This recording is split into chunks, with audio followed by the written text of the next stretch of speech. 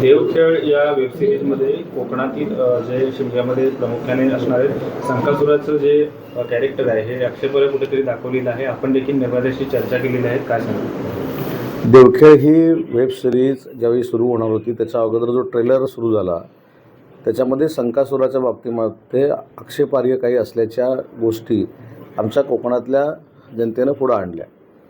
मी ज्यावेळी गुहागर तालुक्याच्या दौऱ्यावर होतो त्यावेळी स्वतः चंद्रकांत गायकवाड नावाचे त्या वेबसिरीजचे जे निर्माते आहेत आणि जाधव म्हणून आहेत त्यांच्याशी मी चर्चा केली. त्याच्यानंतर 3 ते 3.5 हजार लोकांच्या समोर त्यांनी स्वतः फोनवरनं याच्यामध्ये काही आक्षेपार्ह असेल तरी मी काढून टाकेन अशा पद्धतीचा शब्द दिला होता.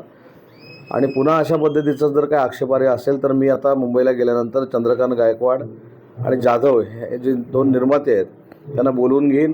मी स्वतः त्याच्यामध्ये नक्की संकासुराच्या पात्राचं काय कशा पद्धतीनं आक्षेप आहे हे स्वतः बघेन. तज्ज्ञांना देखील दाखवण्याचा मी प्रयत्न करेन. परंतु कोकणाच्या संस्कृतीवर बोट दाखवण्याचं काम करणारी एखादी जर वेब सिरीज असेल तर त्याचं समर्थन मंत्री म्हणून आणि कोकणातला एक ग्रामस्थ म्हणून मी कधीही करणार नाही. जिल्हा परिषद पंचायत समितीचा कसं बघता याच्याकडे? राज्यातल्या जिल्हा परिषद पंचायत समिती म्हणजे ग्रामीण भागाचा विकास ठरवणाऱ्या निवडणुकांचा आज निकाल आहे. या निकालामध्ये माननीय एकनाथ शिंदेसाहेबांच्या नेतृत्वाखाली शिवसेना अतिशय चांगल्या पद्धतीचा परफॉर्मन्स करेल. कारण 2 नेत्यांमधला फरक मी सांगतो. कार्यकर्त्यांची निवडणूक म्हणजे पत्रक वाटणाऱ्याही कार्यकर्त्यांची निवडणूक आहे. तो देखील स्थानिक स्वराज्य संस्थेमध्ये लोकप्रतिनिधी झाला पाहिजे म्हणून त्याच्या प्रचाराला माननीय एकनाथ शिंदेसाहेब फिरतात. आणि काही लोकांनी पक्षाची मुंबईची शाखा केलेली आहे ते मुंबईच्या बाहेर देखील पडत नाहीत. याचे पडसाद देखील शिवसेनेचे जिल्हा परिषद पंचायत समिती वाढण्यामध्ये होणार आहे.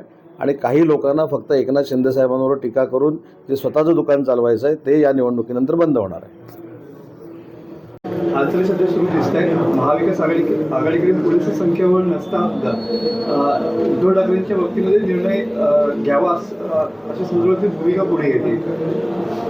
त्या भूमिका पुढे येते माझ्या माहितीप्रमाणे राज्यसभेची निवडणूक पहिल्यांदा होईल आणि मग नंतर विधान परिषदा ज्या रिक्त होत आहेत त्यांची निवडणूक होईल किंवा राज्यपाल नियुक्त आहेत का मला माहीत नाही ते होईल.